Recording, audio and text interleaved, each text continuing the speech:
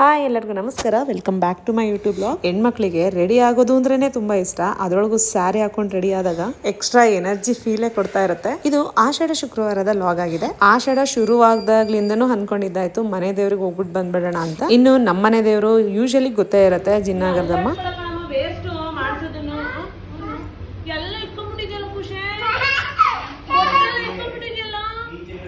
ಬೆಳಗ್ಗೆ ಎದ್ದಿದ ತಕ್ಷಣ ಒಂದು ಪ್ಲ್ಯಾನ್ ಮಾಡ್ಕೊತೀನಿ, ಎಲ್ಲ ಕೆಲಸ ಬೇಗ ಮಾಡಿ ಇದು ಮಾಡೋಣ ಅದು ಮಾಡೋಣ ಅಂತ. ಆದರೆ ಯಾವುದೂ ಆಗಲ್ಲ, ಯಾಕಂದರೆ ಸ್ಕಂದ ಇರೋದ್ರಿಂದ. ನಾನು ಒಂದು ಕೆಲಸ ಮಾಡೋಣ ಅಂತ ಅಂದ್ಕೊಂಡಿರ್ತೀನಿ, ಅವ್ನು ನನಗೆ 4 ಕೆಲಸ ತೋರಿಸಿರ್ತಾನೆ.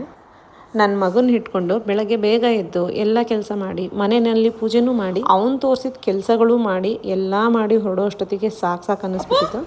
ಯಾರು ಜುಟ್ಟು ಹಾಕಿದ್ದು ಹೂವು ಮುಡಿಸಿದ್ ನಿಂಗೆ? ಇಲ್ಲೋಡು, ಜುಟ್ಟು ಹಾಕಿದ್ದು ಹೂವು ಮುಡಿಸಿದ ಅಪ್ಪ ಮುಂದೆ ನೋಡು. ಕಳ್ಳ ನೋಡಿ, ಜುಟ್ಟು ಸ್ಕಂದಂದು ಯಾರು ಜುಟ್ಟು ಹಾಕಿದ್ದು ನೋಡು. ಕುಂಕುಮ ಎಲ್ಲ ಹೆಂಗ್ ಚೆಲ್ಲಿದ್ಯಾ ಅಲ್ಲಿ? ಈ ಥರದ್ದೇ ಏನಾದರೂ ಒಂದು ಮಾಡ್ತಿರ್ತಾನೆ. ಏನಕ್ಕೆ ತಗೊಂಬಂದು ಚೆಲ್ದೆ ನೀನು? ನಾನು ತಾನೇ ಪೂಜೆ ಮಾಡಿದ್ದು, ನೀನಾ?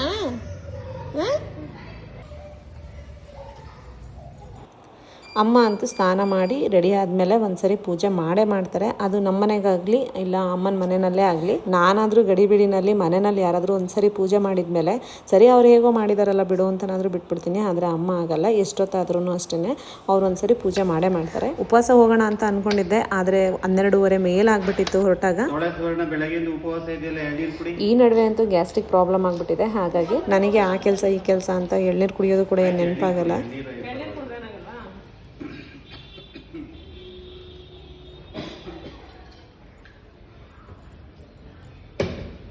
ನೀ ಕುಡಿತ್ಯಾ?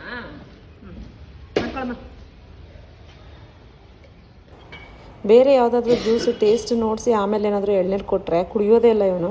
ಲಾಕ್ ಮಾಡ್ಬಿಟ್ಟಿದೀವಿ ಅಲ್ವಾ, ಒಳಗಡೆ ಲಾಕ್ ಮಾಡಿದ್ರಲ್ವಾ, ಲಾಕ್ ಆಗಿದ್ಯಾ? ಒಂದು ಗ್ಲಾಸಲ್ಲಿ ಕುಡಿಸೋಣ ಅಂತ ಅವ್ನು ಚಿಂಬೆ ಬಿಡ್ತಾ ಇಲ್ಲ.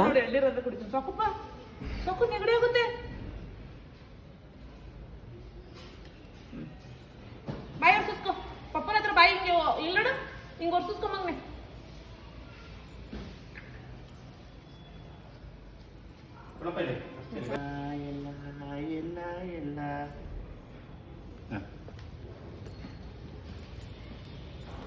ನಾವು ಅನ್ಕೊಂತೀವಿ ಸಾನ್ವಿನೂ ಜೊತೆಲಿದ್ದಾಗ ಹೋಗೋಣ ದೇವಸ್ಥಾನಕ್ಕೆಲ್ಲ ಅಂತ ಹೇಳಿ. ಇನ್ನು 1 ವೀಕಲ್ಲಿ ಸಂಡೇ ಒಂದಿನ ಸಿಗುತ್ತೆ ಅವಳಿಗೆ. ಸಾಟರ್ಡೆ ಅಂತೂ ಹಾಫ್ ಡೇ ಇರೋದೇ ಇಲ್ಲ. ಅಂದ್ರೆ ಮಾರ್ನಿಂಗ್ 7:30 ಟು ಆಫ್ಟರ್ನೂನ್ 2:30 ಇದ್ದೇ ಇರುತ್ತೆ. ಆ ಟೈಮ್ನಲ್ಲಿ ನಾವೇನು ಪ್ಲಾನ್ ಕೂಡ ಮಾಡೋಕ್ಕಾಗಲ್ಲ. ಹಾಗಾಗಿ ಇನ್ನು ಆಷಾಢ ಶುಕ್ರವಾರ ಇನ್ನೊಂದೇನೋ ಬರ್ಬೋದೇನೋ ಅಷ್ಟೇ. ಈ ವಾರನೇ ಹೋಗ್ಬಿಟ್ಟು ಬಂದ್ಬಿಡೋಣ ಅಂತ ಹೇಳಿ ಹೊರಟ್ವಿ. ಏನಮ್ಮ ಇದು ಅದು ಯಾವುದೋ ಗೊತ್ತಿಲ್ಲಪ್ಪ, ಅವತ್ತಿಂದ ಇದೆ ಕಾರಲ್ಲಿ ಸೈಡಲ್ಲೇನೆ. ಅಪ್ಪ ಹಾಯ್ ಮಾಡು.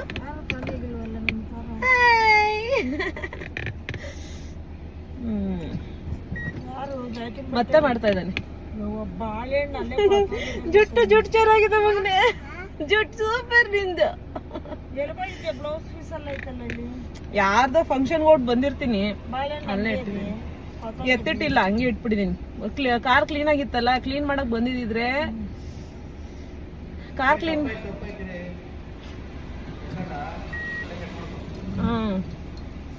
ಸೊ ಇದು ಕಾರ್ ಏನಾದ್ರು ಕ್ಲೀನ್ ಮಾಡಕ್ ಬಂದಿದ್ರೆ ಅಪ್ಪ ಹಿಂದೆ ಕೂತ್ಕೊಳ್ಳ.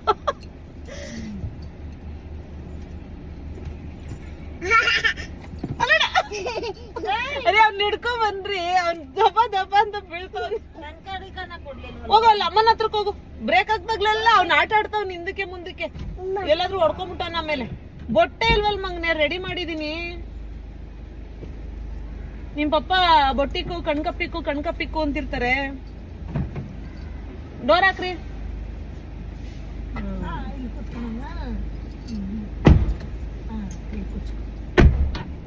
ಮುಂದ್ಕೋಗ್ಬಾರ್ದು, ಇಲ್ಲೇ ಕುತ್ಕೊಂಡು. ಬಂಗಾರ ಮಹಾರಾಜರು ಅಂತೀವ್ರು, ಮಹಾರಾಜರು ಬಾಯ್ ಮಾಡ್ತಾ ಇದ್ರು ಯಾರಿಗೋ. ಆಷಾಢ ಶುಕ್ರವಾರ ಅದಲ್ಲದೆ ಹೆಣ್ಣು ದೇವ್ರಲ್ವಾ, ಹಾಗಾಗಿ ತುಂಬಾನೇ ಜನ ಇದ್ರು. ನಾವು ಹೋಗುವಷ್ಟರಲ್ಲಿ ಮಧ್ಯಾಹ್ನನೇ ಆಗಿತ್ತು. ಆದ್ರೂ ಜನ ಏನ್ ಕಡಿಮೆ ಆಗಿರ್ಲಿಲ್ಲ. ಮುಂಚೆನೆ ನಾನು ನಿಂಬೆಹಣ್ಣಿನ ದೀಪ ಹಚ್ಬೇಕು ಅಂತ ಏನ್ ಪ್ಲಾನ್ ಮಾಡಿದ್ದಲ್ಲ, ಆದ್ರೆ ದೇವಸ್ಥಾನಕ್ಕೆ ಹೋಗ್ತಿದ್ದಾಗೆ ಯಾಕೋ ನಿಂಬೆಹಣ್ಣಿನ ದೀಪ ಹಚ್ಬೇಕು ಅಮ್ಮಂಗೆ ಅಂತ ಅನ್ನಿಸ್ತು. ನಾನು ದೀಪ ಹಚ್ಚೋದಕ್ಕೆ ಏನೆಲ್ಲ ಬೇಕು, ಬತ್ತಿ, ತುಪ್ಪ, ನಿಂಬೆಹಣ್ಣು, ಹೂವು, ಹಾಗೆ ಅಡಿಕೆದು ತಟ್ಟೆ ಇದೆಲ್ಲ ಬೇಕಿತ್ತು. ಆದ್ರೆ ನಾನು ಏನು ಕೂಡ ತಗೊಂಡೋಗಿರ್ಲಿಲ್ಲ. ಅಲ್ಲೇ ಪಕ್ಕದಲ್ಲಿ ಇರುವಂತ ಅಂಗಡಿನಲ್ಲಿ ಎಲ್ಲಾನು ತಗೊಂಡೆ.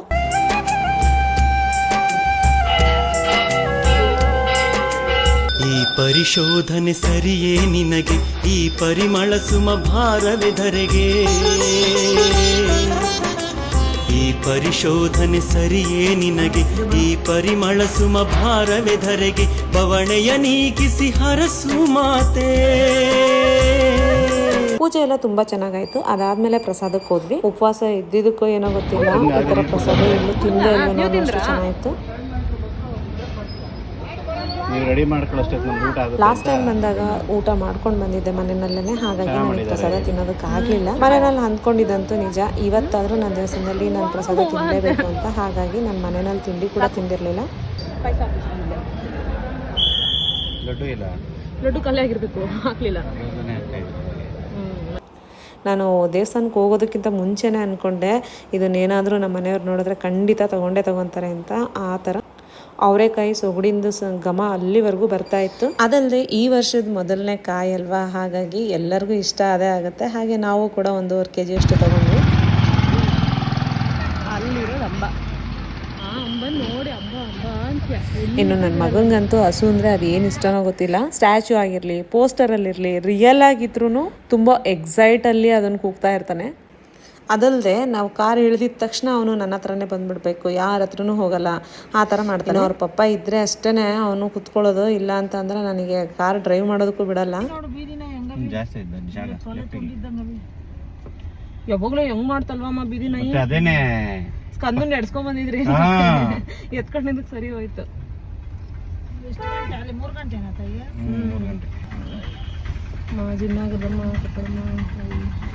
ಇನ್ನು ಆನ್ ದ ವೇನಲ್ಲೇ ಕಾಮಧೇನು ಕ್ಷೇತ್ರ ರಾಯರು ಮಠ ಇದೆ. ಹೋಗ್ಬೇಕಂತ ಏನು ಅನ್ಕೊಂಡಿದ್ದಲ್ಲ. ನಾನು ಯಾವಾಗಲೂ ಹೇಳ್ತಿರ್ತೀನಿ ನಮ್ಮ ಮನೆ ಅಂತೂ ನನಗೆ ಆಚೆಗೆ ಬಿಡೋದೇ ಇಲ್ಲ ಅಂತ ಹೇಳಿ. ಯಾಕಂದರೆ ಗುರು ಪೌರ್ಣಿಮೆ ದಿನ ಹೋಗೋಣ ಅಂತ ಹೇಳ್ಬಿಟ್ಟು ರೆಡಿ ಆದೆ, ಅವತ್ತೂ ಹೋಗೋಕ್ಕಾಗಲಿಲ್ಲ.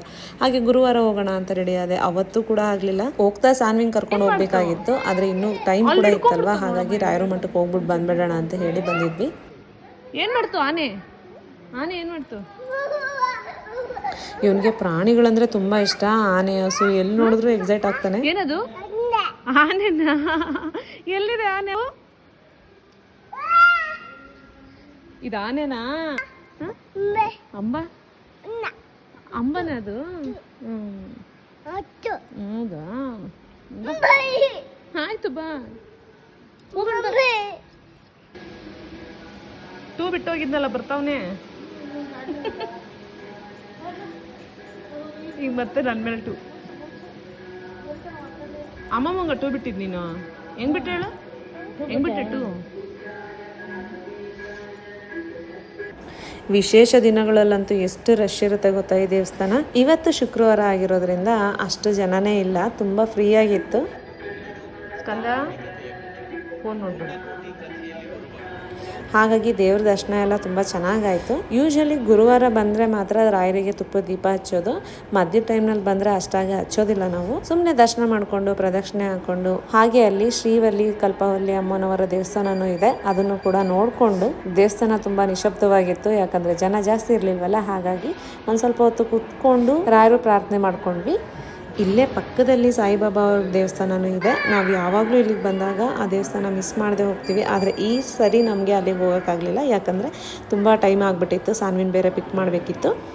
ದೇವಸ್ಥಾನ ತುಂಬಾ ಪೀಸ್ಫುಲ್ ಆಗಿರೋದ್ರಿಂದ ನಾವು ಇಲ್ಲೇ ತುಂಬ ಹೊತ್ತು ಟೈಮ್ ಸ್ಪೆಂಡ್ ಮಾಡಿದ್ವಿ. ಇಲ್ಲಿ ಶಾಪಿಂಗ್ ಯೂನಿಟ್ ಕೂಡ ಇದೆ. ಇಲ್ಲಿ ನನಗೆ ತುಂಬಾ ಇಷ್ಟ ಆಗಿರೋವಂಥದ್ದು ರಾಯರದು ಈ ಥರ ವಿಗ್ರಹ ನಾನೊಂದು ತಗೋಬೇಕು ಅಂತ ತುಂಬ ದಿನದಿಂದ ಅಂದ್ಕೊಂಡಿದ್ದೀನಿ. ಅದಲ್ಲದೆ ಇದ್ರ ಜೊತೆಗೆ ತಗೊಳ್ಳೋವಂಥದ್ದು ಎಷ್ಟೋ ಒಂದಷ್ಟು ಐಟಮ್ಸ್ನ ನೋಡ್ಕೊಂಬಂದಿದ್ದೀನಿ. ಅದರದ್ದು ಒಂದಿನ ಬರುತ್ತೆ, ಅವತ್ತು ಕೂಡ ನಾನು ವ್ಲಾಗ್ನಲ್ಲಿ ಶೇರ್ ಮಾಡ್ತೀನಿ. ಫಸ್ಟು ನಾವು ನೋಡೋದಕ್ಕೆ ಬಂದಾಗ ನಾನು ನಮ್ಮ ಮನೆಯವರು ಇಬ್ಬರೇ ಬಂದಿದ್ದು. ಏನೆಲ್ಲ ಐಟಮ್ಸ್ ಸಿಗುತ್ತೆ ಒಂದ್ಸರಿ ಲಿಸ್ಟ್ ಮಾಡ್ಕೊಂಬಿಡೋಣ ಅಂತ ಹೇಳಿ. ನಮ್ಮಮ್ಮ ಕಾಲು ನೋವು ಅಂತ ಅಲ್ಲೇ ಕೂತ್ಕೊಂಡ್ಬಿಟ್ಟಿದ್ರು. ಅವರಿಗೆ ಗೊತ್ತಿಲ್ಲ ಇದೆಲ್ಲ ಇದೆ ಅಂತ ಹೇಳಿ. ನಾನು ಹೇಳಿದ ಮೇಲೆ ಮತ್ತೆ ನಾನು ನೋಡಬೇಕು ಅಂತ ಹೇಳಿ ಬಂದರು. ಅವರು ಕೂಡ ಬೇಕಾಗಿರುವಂಥದ್ದು 1-2-3 ಐಟಮ್ಸ್ ತೊಗೊಂಡು ಹೊರಡೋ ಅಷ್ಟರಲ್ಲಿ ಒಂದು 10-15 ನಿಮಿಷ ಲೇಟ್ ಆಗೇ ಬಿಡ್ತು. ಪಾಪ ಸಾನ್ವಿ ಸ್ಕೂಲ್ ಹತ್ರ ವೆಯ್ಟ್ ಮಾಡ್ತಾ ಇದ್ಲು. ಹಾಗೆ ಅವಳನ್ನು ಪಿಕಪ್ ಮಾಡಿಕೊಂಡು ಮನೆ ಕಡೆ ಬಂದ್ವಿ. ಸೊ ಇವತ್ತಿನ ಲಾಗ್ ಇದಾಗಿತ್ತು. ನೆಕ್ಸ್ಟ್ ಲಾಗಲ್ಲಿ ಸಿಗೋಣ. ಅಲ್ಲಿವರೆಗೂ ಬಾಯ್ ಬಾಯ್.